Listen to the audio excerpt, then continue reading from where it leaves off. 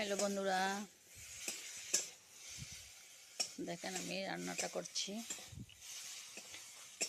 ডিম রান্না করছি। এখানে দিয়ে দিলাম টমেটো, কাঁচা লঙ্কা, আদা, রসুন, পেঁয়াজ, জিরা। ভালো করে মশলাটা কষিয়ে নিলাম। তারপরে এই যে ডিমগুলো ছেড়ে দিলাম।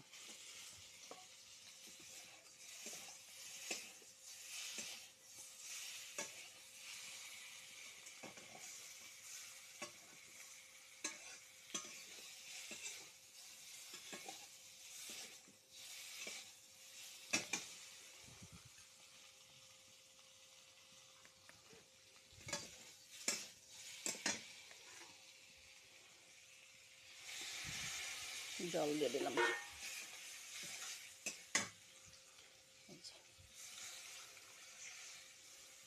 বেশি জল দেব না, মাখা মাখা হবে।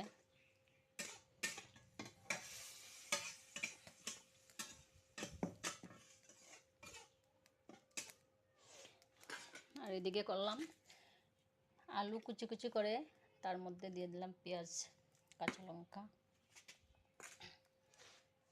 পেঁয়াজ কাঁচা লঙ্কা দিয়ে করলাম আলু ভাজা। আর পরে আছে মুসুর ডাল। আর এদিকে তো ভাত রান্না হয়ে গেছে। আজকে আমার গ্যাসটা নষ্ট হয়ে গেছে, তাই চুলাতে রান্না করছি।